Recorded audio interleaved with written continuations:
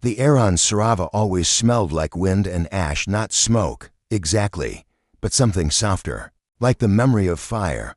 Beneath its twin moons, the world pulsed with quiet, ancient energy. Flowers glowed softly in the violet dusk, and silver-winged. Insects hummed low melodies as they darted among the tall, spiraled ferns. Nellen sat cross-legged by the edge of a stream, scribbling notes into a battered field journal. The pages were filled with sketches and annotations, each detailing the strange and luminous flora of Sarava's southern valley. He was one of only 3 botanists assigned to this sector. The others had long since transferred to safer posts after rumors of alien movement had surfaced from orbit. But Nellen had stayed. He always stayed. A sudden crack echoed from deeper in the forest, a sound like metal twisting under pressure. Nellen froze. He looked up, scanning the dense tree line. Birds scattered into the darkening sky. His fingers tensed around his pen. That didn't sound like a branch, he murmured. His instinct told him to leave, but curiosity, that old ache in his bones, made him stand and move toward the sound instead. The crater wasn't natural. The trees had been blasted outward in a perfect circle. The ground scorched black at its center. Faint wisps of steam rose from the moss-covered soil. Nellen crouched, eyes narrowing. Small pieces of silver lay scattered at the center, fragments of what looked like some kind of alloy. Definitely not from any terrestrial craft. A crash site, he whispered. Recent. Then he saw him, or rather, saw a shape, tall and motionless at the edge of the crater, silhouetted by the moonlight. He had the unmistakable figure of a humanoid, but not one Nellen had ever seen in the colony. His hair was silver, falling in loose waves across one shoulder. His skin shimmered faintly, almost iridescent, and his eyes deep violet like the dusk. They locked eyes. The stranger didn't run. He didn't speak either. He just watched, expression unreadable. Nellen took a step forward. Are you hurt? Long silence. Then, finally, the stranger spoke, his voice low, melodic, laced with something unearthly. You're not afraid? Should I be? Yes, his name, he said later, was Kelrin. They sat across from one another on a fallen tree, the air thick with tension and silence. Nellen had led him away from the crater, back to the outer edges of the valley, where they could speak without risk of being seen. Kelrin hadn't explained much, only that he needed shelter. Nellen didn't ask too many questions. Not yet. You're not with the Expedition Council, are you? Nellen asked finally. Kelrin tilted his head, a small smile playing on his lips. No, I'm not with your kind at all. You're alien then. Depends who you ask. But yes. Nellen felt the weight of the admission sink into him. For years, the colonies had whispered about ancient species that vanished before humanity reached the stars, extinct civilizations, myths mostly. But something in Kelrin's gaze told him this wasn't myth. This was history. Why are you here? Nellen asked. Kale single quotes eyes darkened. I was sent, but I didn't crash. By accident. Nellen frowned. You wanted to come here. Kelrin didn't answer. Days passed. Nellen hid Kelrin in an abandoned research shed near the canyon wall, one that hadn't been used in months. He brought food, water, and books, a few for survival, a few for distraction. Kelrin devoured them in silence, his long fingers brushing each page as if tasting the ink. They talked often, mostly at night, beneath the twin moons. They sat by the old stream, the forest humming softly round them. Kelrin told him fragments of his story about the Valari, a people who once thrived among the stars, but were scattered and hunted after a war with the earliest human colonies. He spoke of their exile, their anger, their fading culture. I'm a relic, Kelrin said one night, lying on his back in the grass. A survivor of something no one remembers. Nellen turned toward him. You're more than that. Am I? Nellen didn't answer. Instead, he leaned closer, watching. The way Kelrin's eyes reflected the moonlight. They lingered there, a breath between them. You're the first person I've trusted in years. Kelrin whispered. Then I won't break that trust. They didn't kiss, not yet. But something passed between them that night, heavier than words. It was 3 days later that the sky broke open. Sirens blared from the southern ridge. Nellen was mid-field scan when the alert came through. Orbital sensors had picked up a fleet of unknown origin crossing into atmosphere. No transponder signals, no identification. A message followed. Emergency evacuation protocols. All colonists. To the northern shelters. Na Eli in single quotes s breath caught. Kelrin, he whispered. He ran. The shed was empty. The books were gone. So was the pack of supplies he'd left the day before. Only a single piece of paper remained, pinned beneath a stone. On the desk, Nellen unfolded it with shaking hands. You're safer away from me. But I couldn't leave without saying goodbye. They're here, and they're not coming in peace. Kay should have evacuated. He should have listened. Instead, Nellen climbed to the western ridge, where he could see the sky clearly. And what he saw stole the breath from his lungs. They weren't ships. They were structures, living constructs, gliding through the atmosphere like enormous floating coral. They pulsed with bioluminescence and shifted shape as they moved, blocking out the stars. And at the center of the largest one, he saw a familiar silhouette, standing at the edge of the glowing bridge, hair drifting like silver thread. Klrin. You lied to me, Nellen whispered. But the words didn't hold anger. Only pain. The first explosions hit the southern colony 2 hours later. Communications fell silent. The skies turned red. And Nellen knew whatever Kelrin had come for, it wasn't peace. Not anymore. But somewhere beneath the fear, beneath the devastation, a deeper question pulsed in his chest like a second heartbeat. Was it still love? If it ended in fire? The jungle burned for 3 days. Nellen watched from a ridgeline as fire devoured the southern colonies. Tall trees once home to glowing birds and fragrant moss now collapsed into black ash. The air reeked of plasma residue, and every breath tasted like smoke and regret. He hadn't slept since the sky turned red. Every hour brought new refugee transmissions, half-translated distress calls, broken audio loops, scattered coordinates. Some were calling it a war, others called it judgment. But for Nellen, it was something far more personal. It was Klrin. The alien he'd trusted, the one he had started to love, and the one now leading the enemy fleet.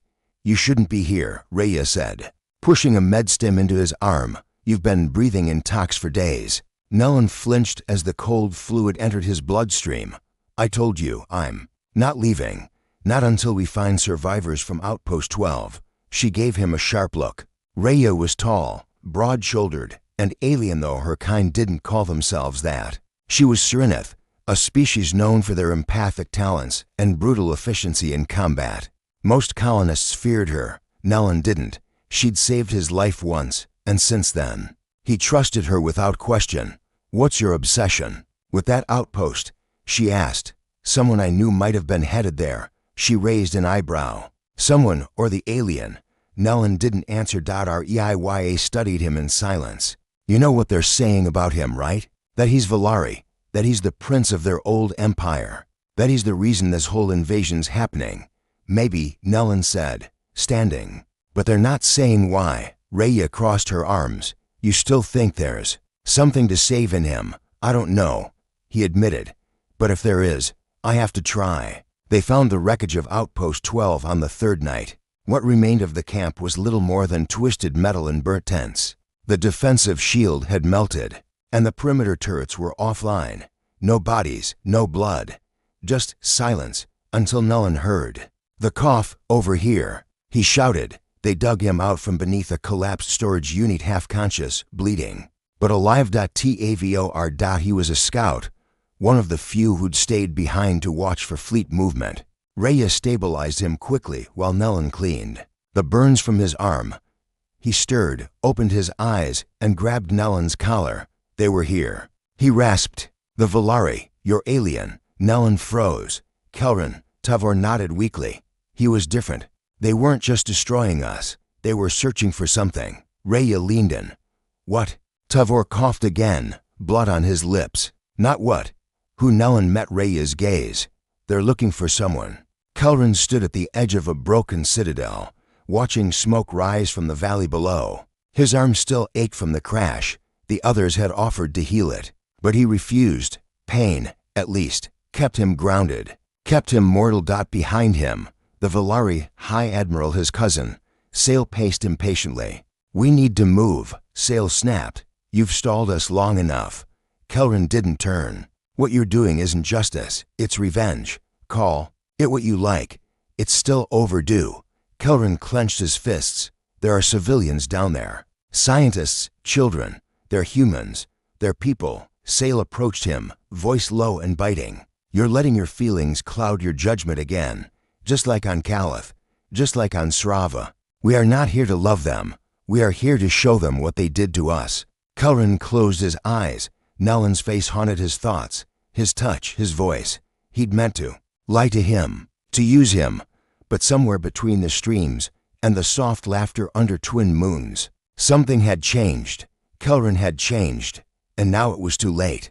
In the shelter bunker below the northern cliffs, Nellan stared at the map on the holoscreen. Red zones marked fallen colonies. Green dots showed active squads. Blue were none. Rhea approached.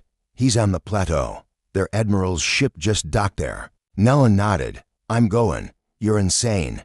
"Probably." Rhea glanced toward Tavor, who still lay unconscious on the cot behind them. "If you die, we won't even know what they want." "That's not why." "I'm going." "Then why?" Nellan turned. His voice was quiet. "Because he's not a monster. And if there's even a sliver of the person I met left inside him, I have to find him before war turns him into something else." Rhea didn't stop him. She just handed him a pulse dagger, in case he isn't who you remember. The plateau was guarded by Valari sentries, tall, armored beings with silver masks and weapons that pulsed like veins of light. Nellan moved carefully through the underbrush, using the old service tunnel Rhea had shown him. He found Kelrin standing alone by a collapsed statue, staring out over the forest. "You look like hell," Nellan said. Kalrin didn't turn. "You shouldn't be here. Too late." For a moment, there was only wind. "And then, I didn't want this," Kelrin said softly. "Then stop it. It's not that simple." "It is. You have a choice." Kelrin finally turned to face him. His expression was strained, torn between emotion and duty. "They'll kill me if I disobey." "Then run." Kelrin stared at him. "With you, if that's what it takes." Something fragile cracked in his eyes. He stepped forward, slow, hesitant, until he was close enough that Nellan could feel the warmth of his breath. "Do you still trust me?" Kelrin whispered. Not yelly, and didn't hesitate. "Yes." They kissed. Not desperate, not reckless, but real. As if the world wasn't burning around them. As if, for one moment, nothing else mattered. Rhea saw them return at dawn. Kalrin wore a cloak of refugee gray and walked with his head down. He didn't speak, didn't resist, just followed Nellan into the camp like a shadow. "We don't have long," he said. "My cousin will come for me. Then we make a plan," Rhea said. "No," Kelrin replied. "We make a confession." And for the first time since the invasion began, they learned the truth. The Valari weren't just retaliating. They were dying. A genetic degradation, triggered by a biological weapon deployed by early human explorers centuries ago, had rendered their species sterile. Kelrin had been born in secret, part of a last generation of artificial births. The fleet wasn't an army, it was a final cry for survival. "They think if they burn enough worlds, someone will listen," Kelrin said. "But all they've done is close every door." Rhea paced the war room, frowning. "We can't stop their fleet alone." "No," Nellan said. "But we can send a message." "To who?" "To everyone." Kelrin placed a device on the table, a living recorder, capable of transmitting on a galactic frequency. "I stole this from Sale," he said. "It'll only broadcast once. But if we do it right, maybe someone will hear." Rhea nodded. "Then we'd better make it count." The message went out at night, a broadcast across forbidden frequencies, telling the story of the Valari not as monsters but as survivors, as victims, as lovers. Nellan wrote the words. Kalrin spoke them. "And though we come from fire, we do not seek to burn. We seek to be seen, to be forgiven, to be allowed to exist." The transmission ended with a single line. "What would you choose?" If it meant saving the one you love. And in the silence that followed, something changed. Fleets paused. Generals hesitated. And for the first time in generations, The stars didn't whisper war. They whispered hope. The stars above Srava looked different after the message went out. Not because they'd changed, but because they hadn't. They remained distant, perfect, uncaring. While on the ground, worlds shifted, allegiances wavered, and one fragile transmission tried to turn a war into a plea for mercy. It had been for days since the broadcast. For days since Kelrin chose love over vengeance. For days since silence answered. Nellen sat on the roof of the temporary bunker, wrapped in a blanket against the cold, listening to the wind whisper through the trees. Below, the refugee camp stirred with quiet motion, families preparing food, scouts returning with supplies, the wounded carried to med bays still humming with flickering generators. Kelrin hadn't come up yet. He never did anymore. He thinks they'll kill him if they hear he helped, Raya said the next morning, stirring ration powder into boiling water. He's probably not wrong. Nellen didn't look up from the datapad. You still think he should have stayed with the fleet? I think he should have survived, Nellen sighed. He is surviving. He's hiding, she replied. You think this will change things? You want a peaceful solution. So do I. But messages don't stop empires. And the Volari still have guns pointed at half the system. And yet, they haven't fired. She glanced at him. You still believe in him, she said softly. Nellen finally looked up. I think he's more than what he was raised to be. Sometimes that's enough. Sometimes it's not. Kelrin sat alone in the old observatory bunker, surrounded by ancient star charts and shattered monitors. He hadn't slept into nights.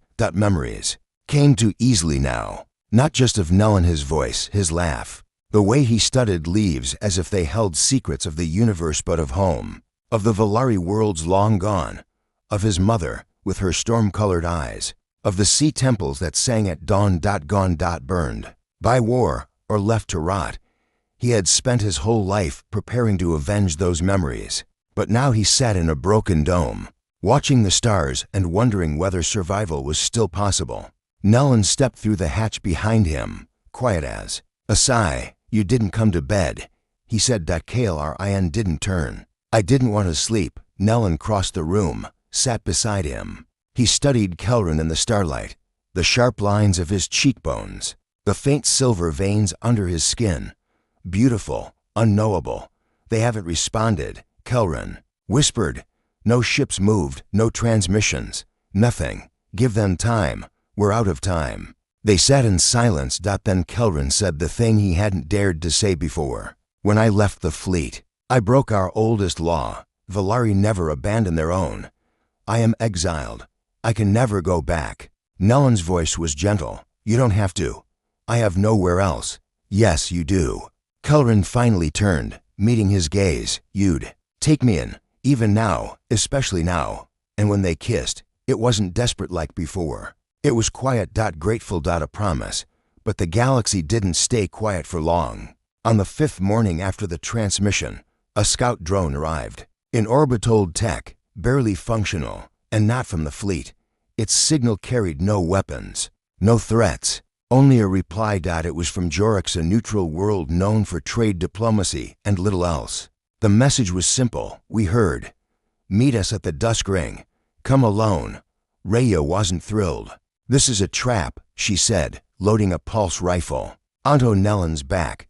But we're going anyway, because apparently none of us value our lives. Nellen smiled. Thanks for the support.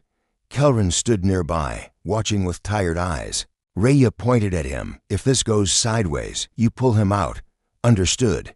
Kelrin nodded. And Nellen, try not to do anything stupidly heroic.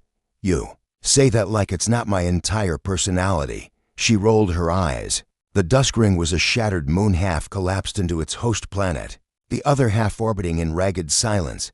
Ancient ruins dotted its surface, long abandoned temples of unknown origin. It was said to be sacred ground for over a dozen extinct species. Nellen landed their shuttle by an obsidian spire cracked by time and impact.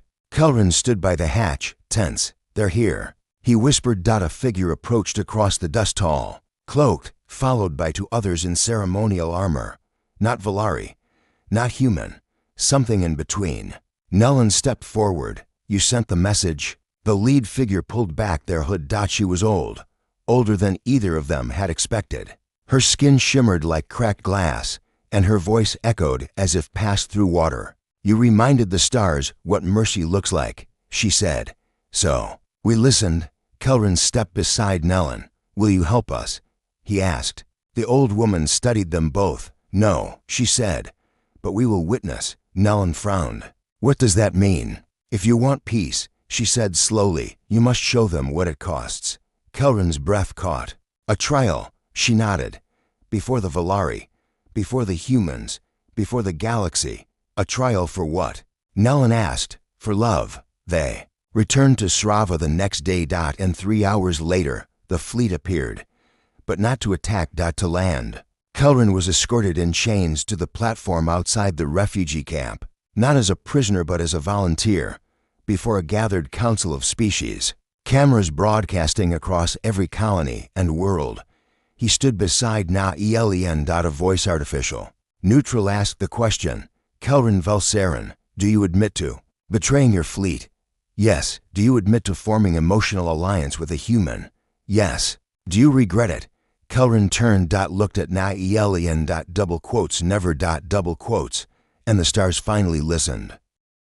The verdict did not come in a single voice. It came in 1,000 whispers, fleet commanders transmitting encrypted objections, delegates from neutral worlds hesitating in their seats, and millions watching from homeworlds asking themselves what kind of galaxy they wanted to live in. And still, Kelrin stood on the platform, shackled not by force but by choice.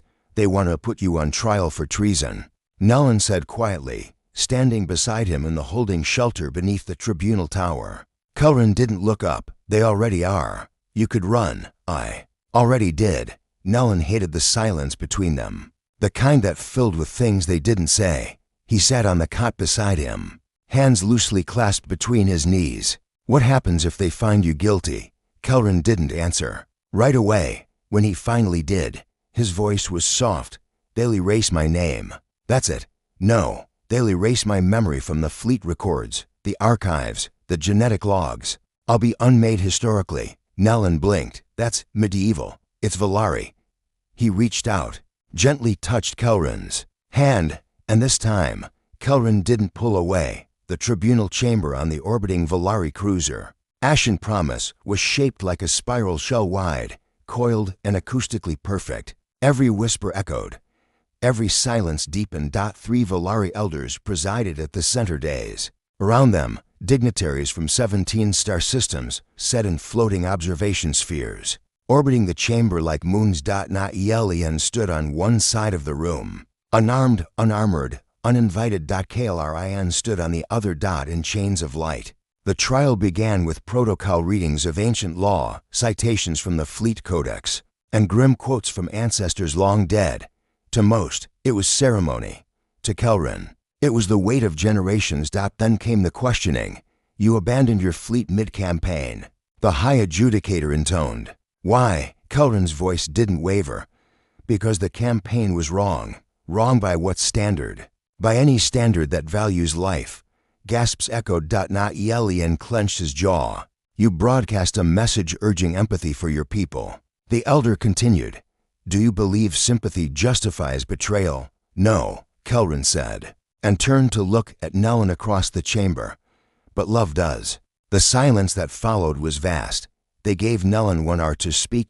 No translator, no diplomatic immunity, just one man, standing on a platform above the void, facing the most feared tacticians in the galaxy. He didn't speak like a politician. He spoke like someone who had once sat under twin moons with a boy who'd forgotten how to smile. "You want to erase him," he said, "because you think shame is contagious." Murmurs. "You want to forget him, because he chose not to kill." More murmurs. "But you've already tried extinction. You've already tried vengeance. What has it bought you? Exile, desperation, half a dying species clinging to an empire made of ashes." Now the room was quiet. "He's not your shame. He's your future.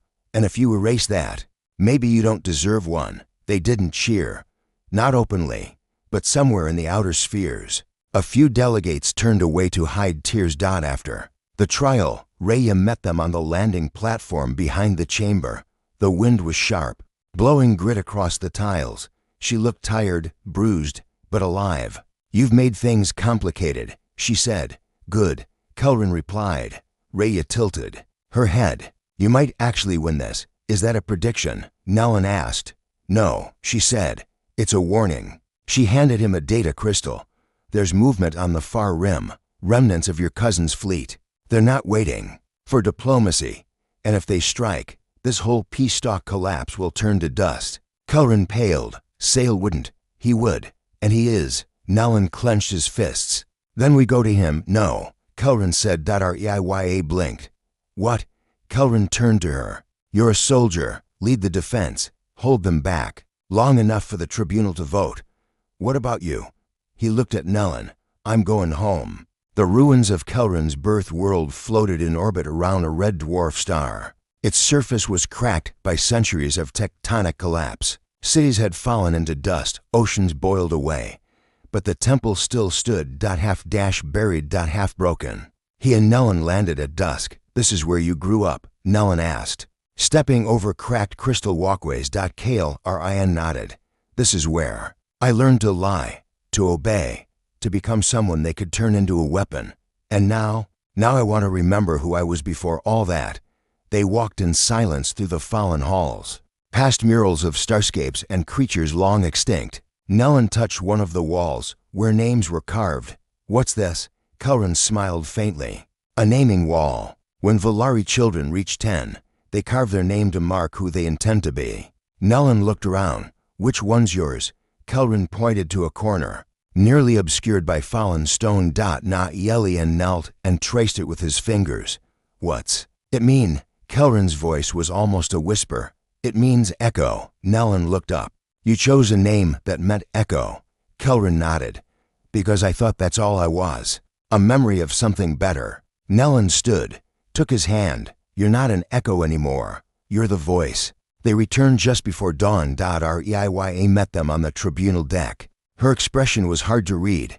"The vote's in," she said. Rin stared at her. "And Raya?" Hesitated, then smiled. "Acquitted." The tribunal had voted narrowly, painfully, but in his favor. Not because they forgave him, but because they couldn't deny the truth anymore. War hadn't saved them. Love might. The galaxy didn't change overnight. But the fleets withdrew. The borders softened, and on the once divided worlds of the Rim, humans and Volari began to build something new. Not an alliance, not an empire. A beginning. Nellen and Kelrin returned to the valley where they'd first met. The lake was still there, and the twin moons rose together like a promise. "You could have stayed with the tribunal," Nellen said as they watched the stars. "They wanted me to."